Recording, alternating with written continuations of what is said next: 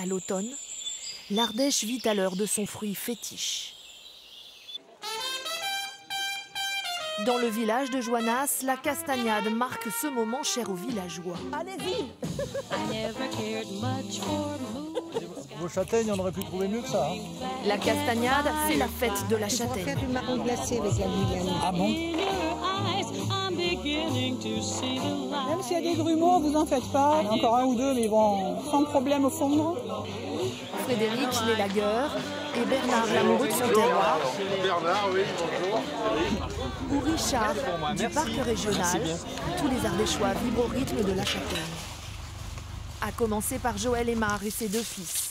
Vers le bas, on va descendre le tuyau et on va faire toute cette surface en bas là.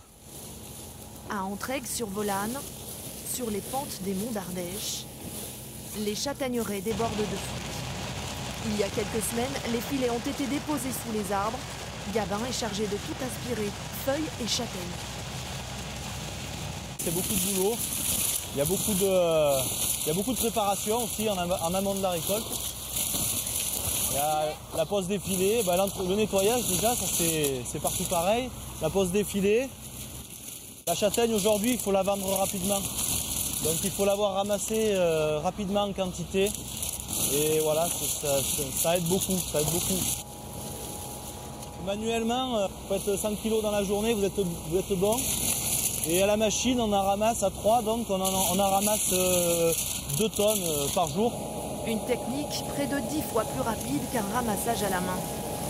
Des variétés de châtaignes, il en existe 65 en Ardèche. Joël est satisfait, la bouche rouge, l'une des plus réputées pour le marron glacé, est au rendez-vous. Il y a toujours 3 châtaignes. Celles-là, ces 3 sont arrivées à maturité. Donc elles sont toutes les 3 bonnes. Mais elles ne sont pas toujours toutes les 3 arrivées à terme. Là, dans ce cas-là, par exemple, il y en a 2 qui se sont avortées, qui n'ont pas été germées. Et là, il en est resté une belle. Une châtaigne appelée parfois marron, mais qui n'a rien à voir avec le marron d'Inde, non comestible. Entre les feuilles et les bogues, ces coques épineuses qui entourent les fruits, la machine fait le tri. Tout est rejeté, excepté les châtaignes, il y a un surveille. Comme elles sortent du bois là. Après on va les calibrer donc, et ensuite les tremper et les trier. Quelques 30 tonnes de fruits sont récoltées par le père et ses deux fils dans plusieurs châtaigneraies. À 15 km dans la vallée, dans cette entreprise d'Aubenas, c'est l'effervescence. Les camions déchargent les châtaignes. Christophe Sabaton a une priorité. Il n'y en a pas nulle part. Donc forcément, il y a de la demande, mais on n'a pas la marchandise. Il a fallu... les gens par ici en bouche rouge, pourtant qu'il y ait une variété qui est saine, hein, il faut qu'ils en enlèvent 30%. Enfin, ils sont désespérés, quoi. Mais cet automne, bon, c'est resté à peu près beau, c'est mieux que la Combale. Cette année, il manque tout, quantité et qualité. Parce que le climat, la chaleur qu'on a eue en septembre et en octobre a favorisé le développement des vers et de pourriture. Donc on a énormément de déchets. On a refusé beaucoup de l'eau, ça a été très difficile d'avoir des produits de qualité. Résultat, les prix risquent d'augmenter cette année. Lavées, les châtaignes sont triées dans ces bacs d'eau pour éliminer les fruits abîmés. Les plus petites et les moins jolies, elles, sont décortiquées à la vapeur.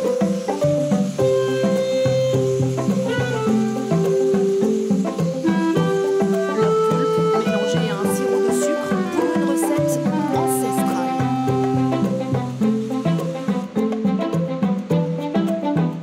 La crème de marron. Petit-fils du fondateur, Christophe Sabaton perpétue depuis un siècle cette tradition typiquement française. Ça a été aujourd'hui. La moitié est exportée. Mais pourquoi ne pas l'appeler crème de châtaigne? On dit marron glacé, crème de marron, c'est un peu historique. On voulait un peu se détacher de châtaigne qui était la nourriture du pauvre, hein, il y a un siècle. Hein. Et donc je sais peut-être un peu par snobisme quelque part, on a appelé marron, ça faisait peut-être plus riche. Mais aujourd'hui on revient un petit peu à l'appellation châtaigne parce que c'est quand même le fruit du châtaignier. Plus de 1000 tonnes de crème de marron sortent chaque année de ces chaudrons. Mais ce n'est pas tout. En prévision des fêtes, il faut réaliser la confiserie ardéchoise la plus attendue, le marron glacé.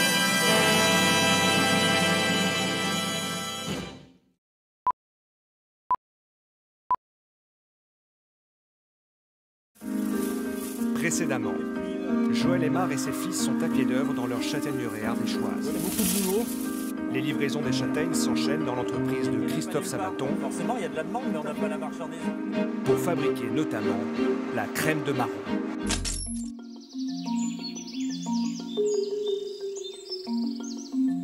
Sur les hauteurs d'Entraigues-sur-Volane, Joël sélectionne les châtaignes qu'il a ramassées avec ses fils. Premier tri, dans l'eau. Il y a celles qui flottent et celles qui coulent. Alors en fait, c'est le principe du tri à l'eau. On fait tremper les châtaignes. Toutes les bonnes vont plonger, vont aller au fond. Et donc à la cime, on va récupérer tout ce qui est pas plein, tout ce qui est véreux. Comme celle-là par exemple, vous voyez, elle est flétrie. Et donc, pourquoi elle flotte alors? Et parce qu'elle remonte, elle est plus légère que les autres. Parce qu'il y a un trou? Parce qu'il y a un trou ou parce qu'il y a de l'air à l'intérieur.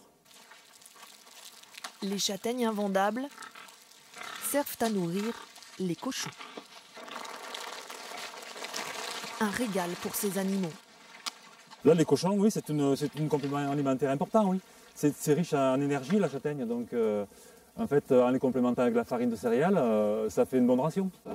La famille vit aussi d'élevage de bovins.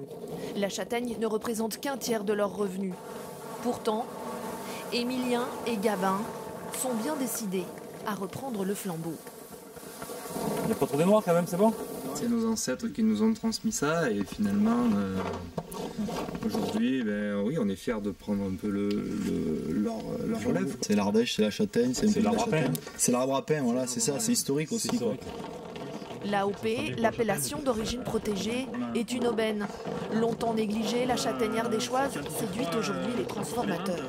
Pendant des années, on ne trouvait pas un marron glacé dans le commerce qui était fait avec de la châtaigne ardèche. Ou pas beaucoup, vraiment pas beaucoup. Et là, depuis quelques temps, il y a des entreprises qui se sont mis à faire du marron glacé avec de la châtaigne ardéchoise, de la châtaigne du canton d'Entraigues. Du coup, c'est important, quoi. Ça nous met aussi en valeur. Et au niveau de la qualité aussi, ça change tout. Dans la bogue se cachent parfois de véritables trésors. Les plus jolis calibres prennent la direction d'Aubenas. Dans cette entreprise, les grosses châtaignes sont bichonnées. Bonjour. Christophe Sabaton lance la fabrication de la perle ardéchoise, le marron glacé. Alors tout va bien? Une confiserie qui doit passer entre de nombreuses mains d'orfèvres. Nous prenons 2 par 2, côté plat contre côté bombé pour pas qu'ils se collent. C'est un certain savoir-faire.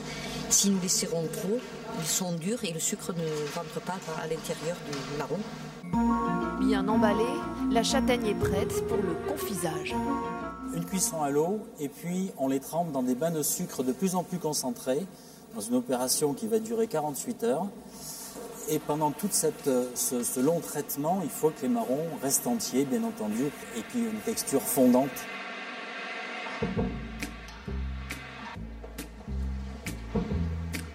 48 heures plus tard, il faut les déballer. Le moindre défaut est retiré. Le fruit confit doit être parfait. Il faut les trier, il faut avoir l'œil. Dernière étape, le glaçage.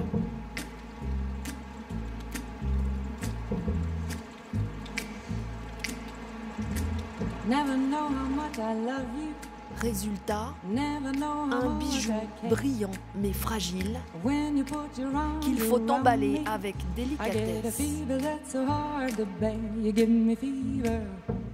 Difficile de résister à la tentation de cette friandise. Et vous aimez ça, les marrons glacés? Ah oui, super. La crème de marron, moi j'aime tout. Vous êtes gourmande? Ah oui, oh oui. Un cadeau de Noël attendu par les plus gourmets. Dans le village de Joannas, Bernard Vedovato lui a déjà son cadeau, sa châtaigneraie. Amateur, il gère son patrimoine, ses arbres fruitiers. Comme de nombreux Ardéchois, il ramasse ses châtaignes à la main. Les Ardéchois, on a tous celui qui a un bout de terrain, bien sûr, il a toujours quelques châtaigniers et bien sûr, beaucoup, tous les proches que j'ai ou les amis, les connaissances que j'ai sur Joannas et autour, tout le monde ramasse des châtaignes. Mais ces châtaigniers n'ont pas toujours été entretenus. Il aimerait bien leur redonner vie pour récolter plus de fruits. Je préfère avoir des beaux châtaigniers, même si je sais que ça va prendre du temps, mais tant pis, c'est se remettre un peu en valeur la châtaigneraie. Demain, il doit recevoir des spécialistes forestiers pour un diagnostic de ces arbres. Pourront-ils les remettre en état ?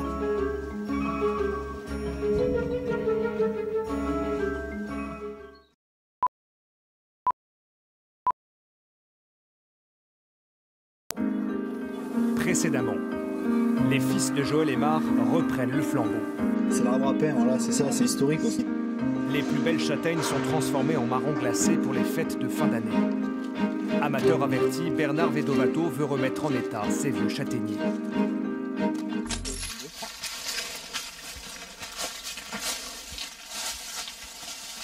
Pour Bernard, les châtaignes évoquent ses origines.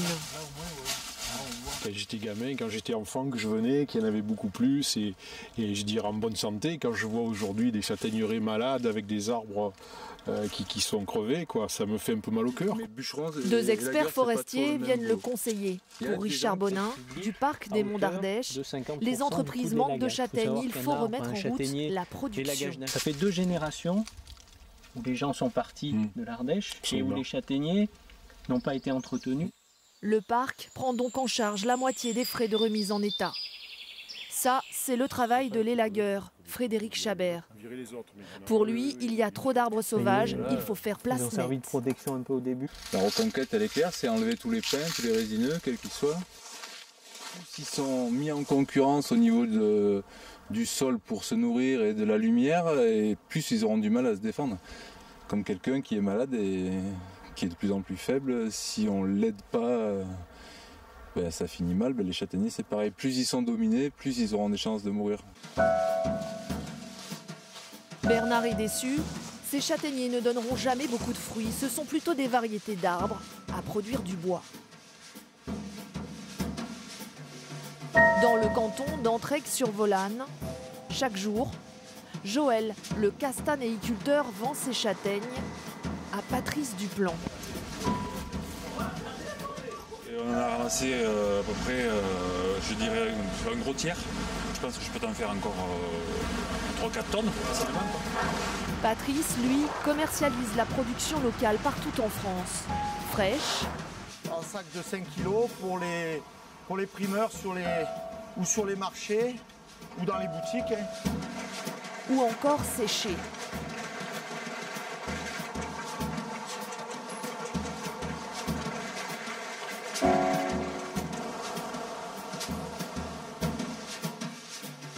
On arrive là dans des périodes des marchés de Noël et c'est vrai que voilà, si le climat se mettait un peu au froid, c'est le bienvenu et ça se vend mieux, quoi. Dédé, lui, vient toujours prêter main forte à Patrice. La châtaigne, André Audigier baigne dedans depuis tout petit. Son regret, le déclin des châtaigneraies avec l'exode rural. Les agriculteurs n'en prenaient pas soin comme ils auraient dû. Mais beaucoup aussi sont partis de l'Ardèche. Et les châtaignes avec. Et les châtaignes avec. Cette époque regrettée par Dédé, la voici, justement à Entraigues. Les châtaignes, on les récolte toujours à la main et on les jette dans une biasse, sac de jute attaché à la ceinture. À Entraigues, une fois par semaine, le mercredi à 14 h, se tient sur la place du village le marché aux châtaignes. On palabre, on discute, on soupèse et on conclut. À quelques kilomètres d'Entraigues, Joël Aymar livre aussi ses voisins restaurateurs. Rentre, qui fait pas chaud dehors. Allez, pose-le là. Un sac de ses plus belles châtaignes pour Jean-Paul Lafeu, l'aubergiste ardéchois. C'est bien celle qu'on a l'habitude de prendre. Ah oui, c'est joli ça. Ouais, c'est joli. C'est joli. Ouais. La châtaigne, avec son épouse, il la cuisine à toutes les sauces. Aujourd'hui au menu, c'est pintades farcies aux châtaignes et aux cèpes. Il faut surtout éviter que ça brunisse. Voilà, encore quelques châtaignes de plus.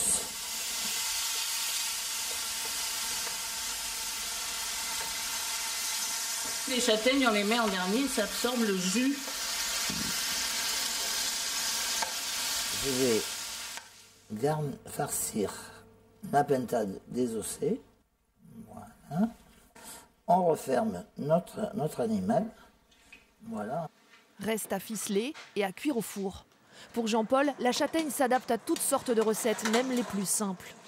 Même quand j'étais petit, quand on allait à l'école, on avait des châtaignes bouillies dans la poche et on aspirait, on donnait un coup de dent dans le coin de la châtaigne et on aspirait la purée de châtaigne. C'était comme un bonbon. Hein. 40 minutes plus tard. Et voilà, il n'y a plus qu'à se régaler.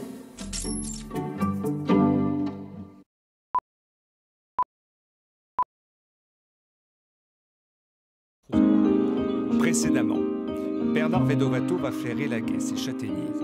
Le travail de Frédéric Chabert. À l'équerre, c'est enlever tous les pins, tous les résineux. Patrice Duplan commercialise la production de châtaignes locales. Jean-Paul Lafont, l'aubergiste, préfère les cuisiner.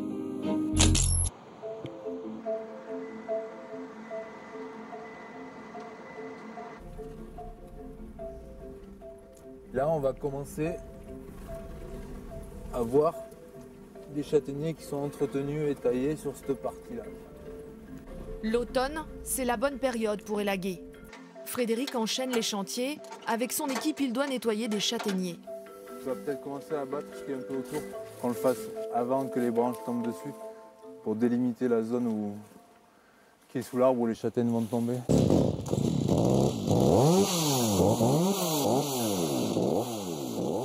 Je vais favoriser toutes les branches qui partent à l'extérieur, qui portent le plus de fruits, surtout celles qui sont le plus près de l'horizontale. Et trier un peu en haut dans les têtes pour laisser rentrer la lumière. Objectif, mieux canaliser la sève dans les branches qui produiront de plus beaux fruits et donner à ces châtaigniers de 70 ans une seconde jeunesse.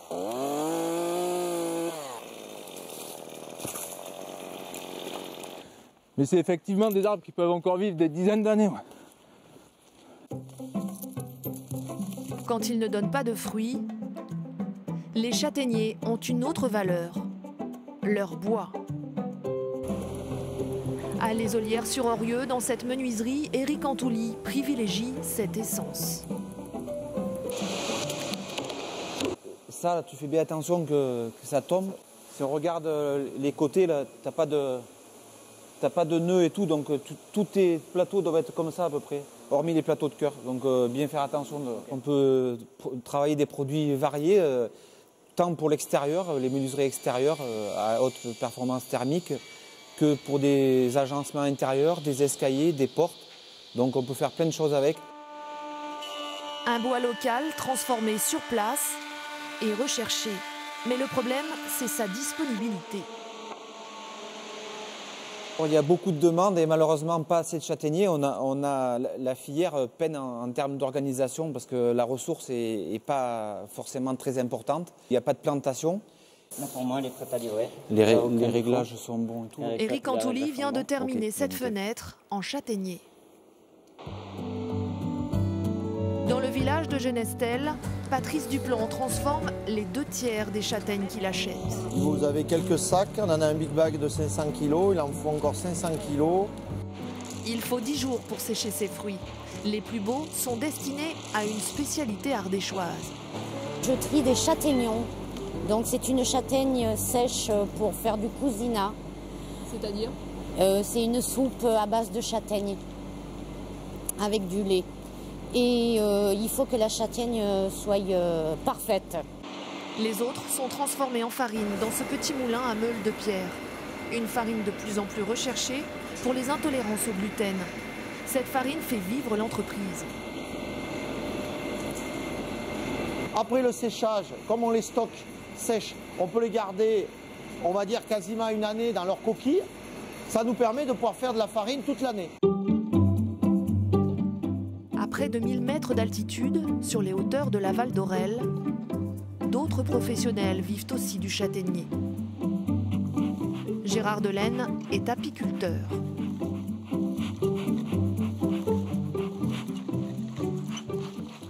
Elles vont butiner entre 4 et 5 km autour de la ruche à vol d'oiseau. Et donc elles vont chercher le nectar sur la fleur du châtaignier au mois de fin juin, début juillet quand il fleurit là. Et elles ramènent ce nectar. Autrefois, comme ici, les troncs servaient de ruche. Ce miel de châtaignier, c'est près de la moitié de la production de cet apiculteur ardéchois. C'est très important pour nous, apiculteurs, dans la Cévennes ardéchoise, parce que le châtaignier, c'est quand même la première source de miel pour l'abeille cévenole. Le miel ardéchois, c'est le miel du châtaignier. Hein.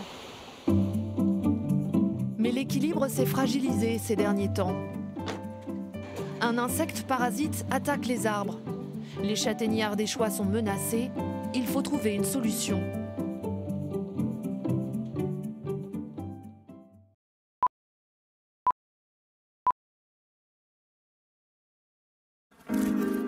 Précédemment, les châtaigniers Frédéric Chabert les soigne. Éric Antouli, lui, travaille les bois. Mais les châtaigniers font vivre aussi les apiculteurs ardéchois.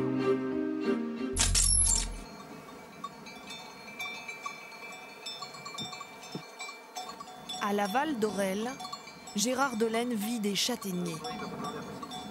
Les clients viennent spécialement pour ce miel si particulier. Oui, c'est bon. Il est bon parce qu'il est pas trop amer. Voilà. Cette année, la production de miel a été catastrophique en raison de la météo. Mais l'avenir l'inquiète encore plus à cause d'un insecte ravageur. Ils nous annoncent 80% de perte de récolte de fruits. Donc au niveau miel, ça va être pareil, quoi. Une peur partagée par son voisin Pierre Thibault Louche, producteur de châtaignes. Tu vois là, il est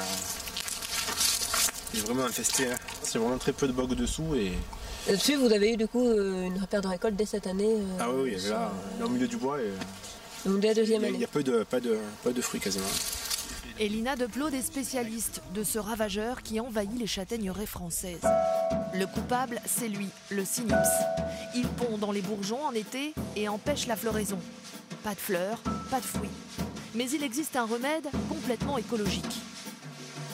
On lâche un prédateur spécifique qui va aller manger la larve de Cynips au moment où la larve de Cynips se développe. Et ça marche? Alors ça marche à long terme. C'est-à-dire qu'en fait, ce qu'on a lâché par exemple cette année en prédateur, ça aura un impact sur 3, 4, 5 ans, peut-être un peu plus.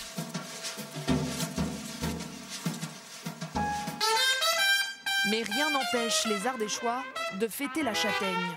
Chaque année, à Joannas, encore un ou deux, mais bon, se déroule la castagnade. Regardez les petits. Moi, je laisse les bâtons de vanille dedans, vous voyez. J'ai l'entonnoir et j'ai la bonne louche à la maison. Avec le concours d'épluchage auquel participe notamment Monsieur le maire. Allez-y. Je veux me surpasser là. Il faut pas que je sois ridicule. La première peau colle pas mal à la deuxième. C'est pas simple. Spécialiste, c'est Huguette qui a gagné le concours l'année dernière. On n'arrive pas à savoir son truc. Alors Huguette, c'est quoi votre secret? J'ai pas de secret. Ok. Je me dépêche, c'est tout. Il paraît que vous êtes la championne. Oui. Non. L'année dernière, mais je pense pas cette année. Pas de castagnade sans grilleur de châtaigne. À Joannas, le professionnel, c'est Daniel Steiner. On part de cette partie de la châtaigne qui s'appelle le hill et on fait un demi-tour complet. Quand la châtaigne est grillée, elle va s'ouvrir un petit peu comme une moule et c'est plus pratique après pour les gens. Là, ça doit griller longtemps? 15 minutes, à feu vif. Si on les met plus longtemps, elles sèchent. En fait. C'est quelle variété hein? Du coup, c'est des bouches rouges. Bouge-toi. 5, 4, 3, 2, 1, 0.